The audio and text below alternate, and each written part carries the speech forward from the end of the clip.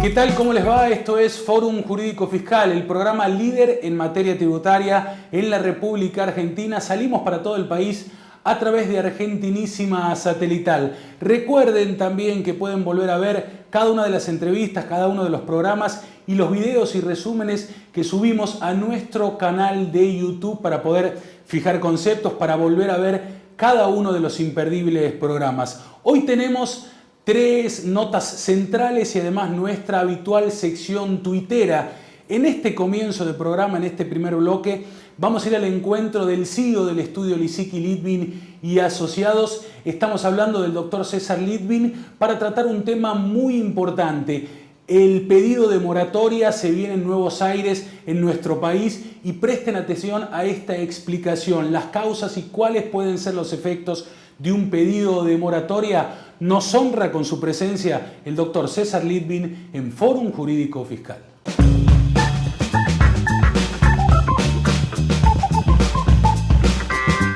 La actual coyuntura en estos momentos de este país muestra una alta presión fiscal, una alta inflación y una baja actividad económica. Este es el combo perfecto para que se dé una alta morosidad también en materia impositiva. ¿Qué sucede? Es el caldo de cultivo para que los contribuyentes ante este escenario de tan alta inflación y tan alta presión fiscal y la baja de sus ingresos, prioricen a quién le pagan ante la escasez de ingresos. ¿A quién le pagan? Y primero tratan de pagar los salarios, después tratan de pagar a los proveedores y después tratan de pagar los servicios. ¿Y quiénes son los que quedan para último momento si alcanza dinero? El fisco.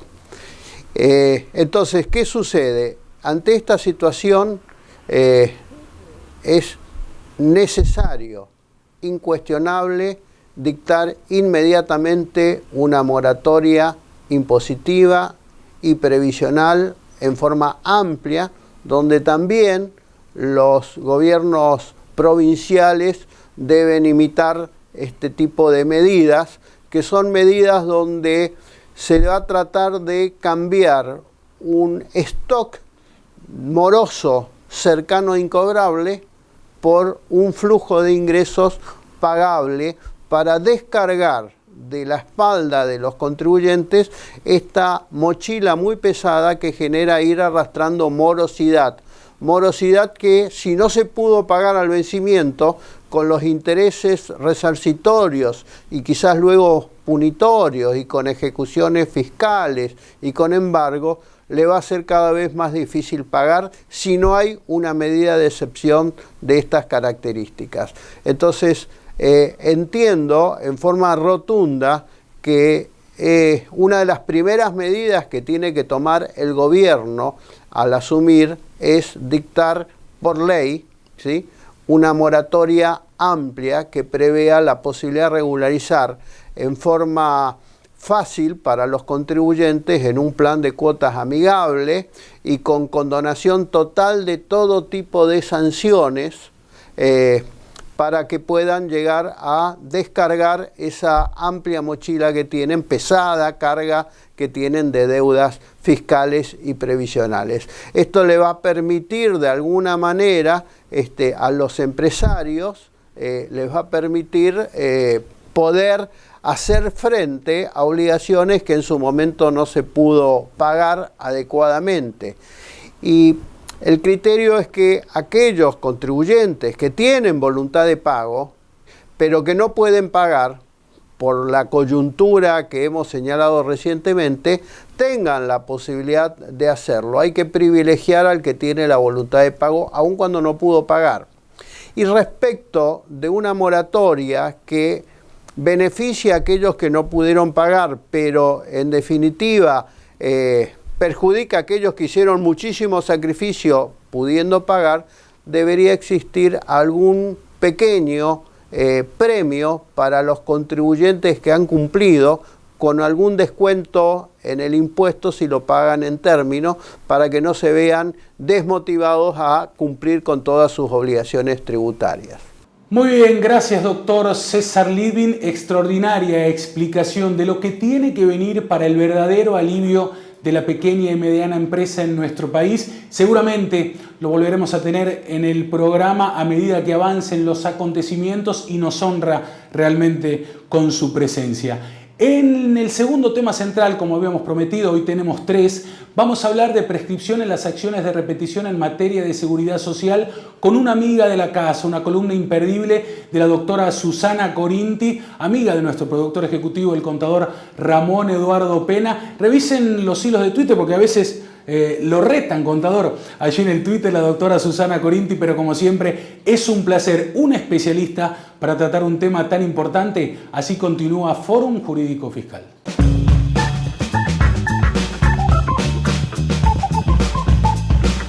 Hoy Fórum me convoca porque hay un fallo del Juzgado Federal de la Seguridad Social número 5 que planteó una novedad en materia de prescripción de los recursos de la seguridad social. ¿Por qué digo que trae una novedad? Porque nosotros estamos acostumbrados a escuchar que todo lo vinculado a seguridad social tiene la prescripción de 10 años, pero tengamos en cuenta que este concepto es para la AFIP que recauda. Para el contribuyente que pide la repetición de tributos de la seguridad social pagados incorrectamente, este fallo dispuso que la prescripción era de 2 años. Esta es la síntesis del fallo, pero vamos a ver los hechos. La causa es Baker Hughes Argentina SRL, se escribe Baker Hughes Argentina contra AFIP, sobre nulidad de acto administrativo. Y para quienes quieran buscarlos en la página web del Poder Judicial, la causa es 69.679/2018. Bueno, en esta sentencia se presenta esta contribuyente, que es la continuadora de BJ Services SRL, y le pide a la AFIP que le devuelva desde, las contribuciones abonadas en exceso correspondiente al decreto 814 del 2001. Las contribuciones que reclaman son de octubre de 2002 a febrero del 2010, o sea, se presenta y reclama 10 años.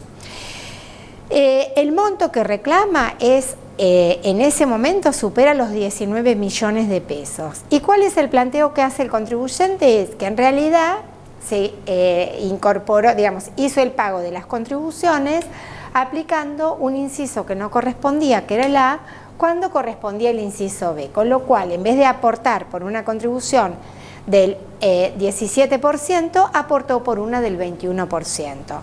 Entonces, hace el reclamo ante la AFIP rechaza el planteo del contribuyente y el contribuyente se presenta en este juzgado federal número 5 de la Seguridad Social. ¿Qué dice la AFIP? La AFIP le dice que aunque el contribuyente tenga derecho desde el punto de vista sustancial al reclamo de este 4% de diferencia, lo cierto es que la prescripción que se aplica en este tipo de cuestiones es la prescripción de 2 años establecida en ese momento por el artículo 4030 del Código Civil antiguo. ¿Por qué dice esto? Porque en realidad el contribuyente alega que obró por error, que en vez de aplicar un inciso aplicó otro. Entonces, ¿hay una obligación existente? Sí, la obligación existe de pagar la contribución.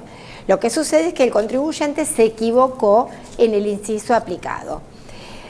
¿Y qué dice el contribuyente? Bueno, el contribuyente dice no, acá se aplica el fallo Bruno Juan Carlos, recuerdan, el fallo Bruno es de noviembre del 2009 de la Corte, en donde la Corte dijo que en materia de repetición de tributos, los contribuyentes tenían 10 años. Ahora bien, entonces, acá el conflicto se plantea. Tenemos seguridad social, recuerden que los 10 años no se aplicarían, y sí tenemos un error que cometió el contribuyente. Y este error implica que hay un vicio en la voluntad del contribuyente. Pero el contribuyente no prueba por qué fue el error, no prueba desde cuándo conoció el error. Entonces, todas estas series de cuestiones la jueza, la doctora Muleiro, las toma y hace un análisis y dice, el pago por error en realidad se aplica a los 2 años y el pago sin causa va a los 10 años. ¿Por qué? Porque el pago sin causa, la obligación no existe. Acá sí, pero hubo un error. Con lo cual, en este tipo de casos, el error que invoca el contribuyente le juega en contra. Quiere decir que la prescripción en este tipo de reclamos en Seguridad Social es de 2 años y no de 10 años. Y el fallo es del 27 de marzo del 2019. Muy bien, no tenemos mucho tiempo, programa muy intenso, nos vamos a ir a la pausa, pero no se muevan de allí. En el próximo bloque tenemos nuestra sección tuitera y además la presencia de la doctora Sonia Becherman para hablar de todos los temas controvertidos del ajuste por inflación impositivo, los bienes de uso no computables, los créditos por ganancia mínima presunto por impuesto a los débitos y créditos bancarios, un tema realmente muy pero muy bien tratado. Pausa cortita y enseguida volvemos.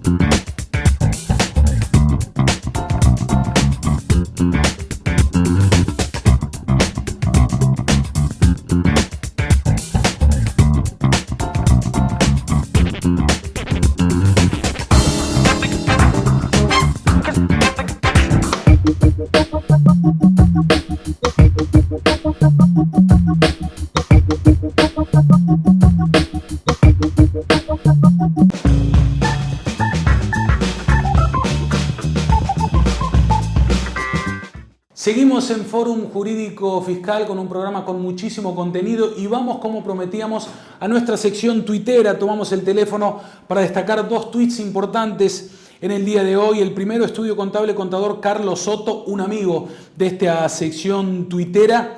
Mire lo que dice, clarísimo cómo deberíamos analizarlo. No es todo basado en el honorario que a lo mejor después no cubre la tarea o las expectativas. Esto haciendo referencia a un tuit de Contadores en Red, un sitio muy importante de consulta frecuente para muchos colegas. Revisen el tuit de Contadores en Red y también su página. Dicho tuit dice lo siguiente, 4 preguntas que deberíamos hacer antes de tomar un nuevo cliente. Destaca 4 preguntas esenciales y además sugiere algunas respuestas. La primera, ¿encaja este cliente realmente en mi estudio? La segunda, ¿qué circunstancias afectan a este cliente nuevo? La tercera, ¿qué pretensiones tiene este cliente sobre nuestros servicios? Y la última, ¿cómo impactará este nuevo cliente en mi vida? Realmente un tuit muy importante que queríamos destacar. Luego vamos al tuit del amigo Mario Goldman Rota, @Mario Goldman Rota. El primero dice, el Ministerio de Hacienda dio a conocer los proyectos de decretos reordenadores del impuesto a las ganancias y destaca, punto número 1, ordenamiento de la ley impuesto a las ganancias, que la última data del año 1997, a los fines de ordenar el plexo legal y que en la ley no diga artículo sin número incorporado a continuación de, y segundo, sustitución, reglamentación de la ley impuesto a las ganancias. El Poder Ejecutivo está facultado para establecer, y seguramente lo hará, cambios. Un tuit que queríamos destacar también de un habitué de nuestra sección tuitera y además siempre con Fórum Jurídico Fiscal a través de los datos útiles, los amigos de Tributum, periódico tributario. En la continuidad del programa vamos a una nueva entrevista, como habíamos anunciado en el cierre del primer bloque. Estamos hablando de la doctora Sonia Becherman para hablar de aspectos controversiales del ajuste por inflación impositivo. Un lujo y un placer tenerla. Bienvenido, doctora Becherman, a Fórum Jurídico Fiscal.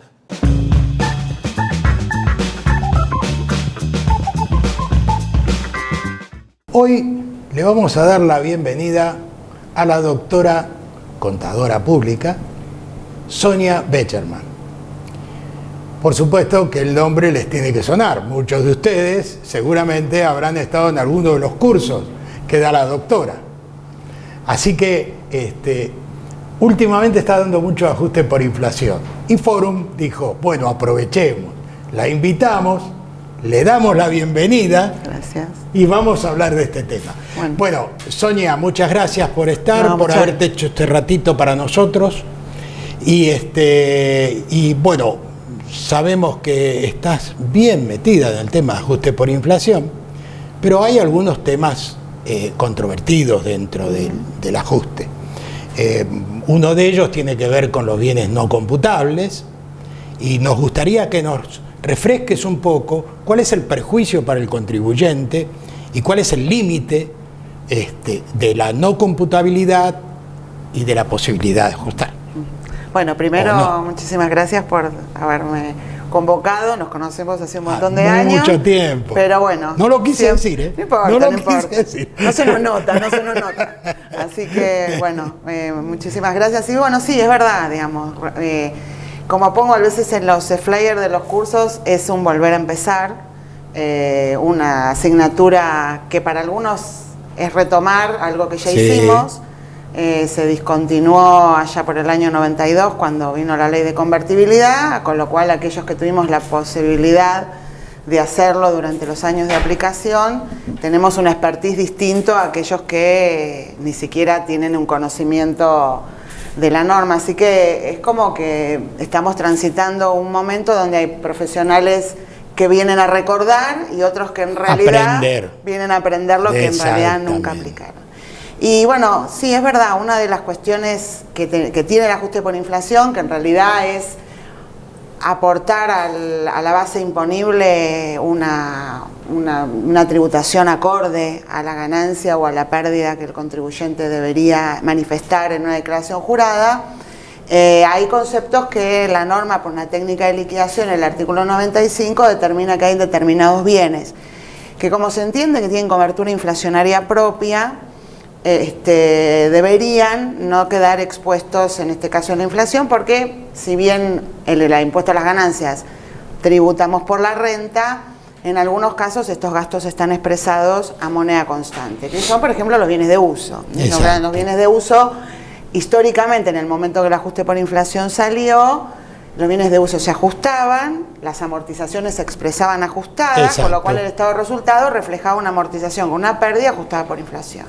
Con lo cual ese era el motivo por el cual los bienes de uso siempre fueron, en este caso, no computables. Hoy venimos transitando una norma dividida, hasta la 27430, los bienes de uso no se ajustan para calcular la amortización computable en el estado de resultados impositivo, y a partir de las compras, a partir del 1 de enero del 2018 por la reforma tributaria, las altas que se incorporan con posterioridad a esa fecha comienzan a tener el ajuste de los costos y su correspondiente amortización ajustada. Es decir, tengo mi fábrica puesta partida. Exactamente. Bienes de uso que no tienen cobertura y bienes de uso que sí empiezan a gozar, digamos, del mecanismo del ajuste. Con lo cual, este tema de tener la amortización ya reexpresada hacía que los bienes de uso fueran un activo no computable. Hoy tenemos la disyuntiva de pensar que, por ejemplo, tengo una fábrica construida en el año 2008-2009, donde la compré, la construí, le estoy amortizando la parte de la obra, está reexpresada un valor peso de moneda del origen de la incorporación al patrimonio, la amortización está absolutamente devaluada porque la erosionó la inflación, sin embargo, tengo que detraer del activo computable estos bienes de uso porque así me lo marca la norma legal. Pensemos que el activo computable le da al contribuyente la pérdida por inflación que hace en reexpresar algunos bienes que en realidad justamente, digamos, intenta generar aquello que la ley pretende, donde cuando tengo cobertura inflacionaria propia y los bienes se reexpresan, tienen el espejo en el estado de resultados ajustado, y entonces de esta manera yo estoy generando una amortización histórica y no permitiendo el activo computable que me genere pérdida. Que acá, digamos... ¿Cuál es el cuidado que tengo que tener como contribuyente con respecto a esto? Detallar exactamente... Y yo tendría que tener el anexo de bienes de uso, que es fundamental, digamos, hay 4 o 5 cuadros que son fundamentales. El estado de evolución de patrimonio neto, porque los dividendos y las distribuciones de utilidades tienen un tratamiento en el ajuste dinámico, con lo cual esta evolución tendría que estar perfectamente a disposición. Y el cuadro de bienes de uso, porque ahí voy a tener los bienes de uso con las anticuaciones de las altas de los periodos fiscales, donde ahí voy a tener que determinar las altas posteriores al 1 de enero del 2018 me impactarán de una manera en el ajuste por inflación y las altas anteriores no. Y fíjate vos que una norma que no le dimos importancia y que el contribuyente por un tema económico la dejó de lado, que fue el revalúo impositivo, hoy le estaría dando a aquel que hizo el revalúo impositivo una mejor situación fiscal frente al ajuste por inflación que el que no lo hizo. ¿Por qué? Porque este señor va a amortizar sobre bienes de uso actualizados, el activo computable lo va a detraer, pero va a tener una mejor posición de amortizaciones frente al que no lo hizo. Claro, con el diario del lunes, claro, bueno, todos sabemos. Exactamente, en ese momento no se evaluó esta posibilidad. Y además de con pensar, el diario del lunes se escribe la historia. Claro, y aparte hoy estoy ajustando valores que antes... No quiero que se me acabe el tiempo, No. Y quiero hacerte otra pregunta también sobre esto, que también parece un tema conflictivo. Es cuando tengo créditos como, por ejemplo, pueden ser los que acumulo a través de débitos y créditos bancarios, o el cómputo del pago a cuenta de ganancia mínima presunta, que bueno, chau, impuesto, pero el crédito puedo tenerlo ahí flotando. ¿Qué tratamiento le doy y cuáles son las controversias que puede traer el mantenimiento o no de ese crédito o su eventual pérdida? Sí. Bueno, la norma en el artículo 95, en el inciso A, en el punto 16, habla que los anticipos, retenciones y pagos a cuenta de impuestos y gastos no deducibles a los efectos del presente gravamen que figuran registrados en el activo. Pensemos que el ajuste por inflación salió en el año 75, con lo cual ni mínima presunta, ni impuesto de débito y crédito existían en nuestro sistema tributario. Con lo cual ahora empezamos... ¿Qué analizamos? Decimos, bueno, estamos hablando de aquellos activos computables que en realidad serían pago a cuenta del impuesto que no es deducible de sí mismo. La norma parecería estar diciendo, señor, no me lo tome como activo computable porque después esto va a ser pago a cuenta del impuesto a las ganancias. Entonces hasta ahí decíamos, bueno, retenciones y percepciones a cuenta del impuesto a las ganancias, claro, y ahí nos quedábamos. Ahora tengo un nuevo integrante del sistema, claro, que es el impuesto al débito y crédito bancario, claro, donde en realidad es pago a cuenta del impuesto a las ganancias, aquella parte que no fue computada durante el periodo fiscal a cuenta de los propios anticipos, que es pago a cuenta del impuesto, que la norma, si uno tuviera que determinar, para mí es lo mismo que, digamos, el impuesto a las ganancias en los anticipos o retenciones, porque bueno, es verdad que el contribuyente ese valor se lo va a tomar a cuenta. Pero a veces no se toma todo, hay una parte que no se puede tomar y que queda diferido para un periodo siguiente, con lo cual entonces, ahí estamos en un problema porque es lo mismo que mínima presunta. Si yo tuviera que analizar mínima presunta, que el impuesto pagado durante 10 años, porque aunque haya sido derogado, tengo 10 años para poder computar para el futuro, digo, bueno, el incremento de la obligación tributaria de mínima presunta con ganancias debería ser activo computable. Ahí diría no, porque en realidad el pago a cuenta es el impuesto que me voy a tomar a cuenta del impuesto que determino en el propio periodo. ¿Qué pasa con lo que vengo de arrastre?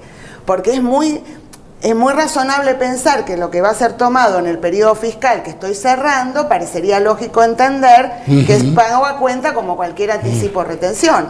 Ahora, lo que me queda para periodo fiscal es siguiente. Eso. Es lógico que la ley, que alguien, digamos, tomarlo como un no crédito, bueno, estas son todas las cosas que nosotros necesitamos que el legislador, o por lo menos en pronunciamiento de la FIP, haciendo alguna interpretación de cuestiones que, por un tema de no haberse utilizado durante tantos años, esto aparece como nuevo. El otro día aparecía una consulta de qué pasa con los créditos en las sociedades de garantía recíproca, y la gente se queda con los ojos abiertos, como decir, ¿y esto? Y claro, no estaba, porque no estaban en ese momento vigentes. Claro, y las cuentas de los fideicomisos, ¿y qué hago? O sea, hay innumerables cantidades de créditos que quedó como chica la redacción de la norma, y me parece que el fisco, por lo menos algún pronunciamiento con una nota externa de algún tema yo diría que interpretativo. tendría que ir mínimamente un reglamento, ¿no? Sí, más que hablar, el fisco. Ni hablar. Sonia, gracias. No, gracias la a vos. La verdad que, sí, es verdad. Nos quedamos con las ganas, ¿no? Sí. Hubiéramos querido. Bueno, vamos a hacer otra cosa. La vamos a volver a invitar. ¿Qué le parece? ¿Está bien? Ahí está. O sea, te comprometo que vas a volver y... Sí. Porque temas controvertidos de estos hay un montón. Y recién empezamos. Exactamente. Fórum te agradece. No, gracias a ustedes. Muchas gracias. Volvemos al piso. Muy bien, nos estamos despidiendo, hemos tratado 3 temas de manera brillante, nos vamos a ir con nuestra sección cultural, el amigo Gonzalo Jaime y su obra Arrodillada pero de pie, técnica mixta. Con esto nos vamos a ir, les agradecemos por haber estado ahí y los esperamos dentro de 7 días para hacer nuevamente esto que es Fórum Jurídico Fiscal. Chau y hasta la próxima.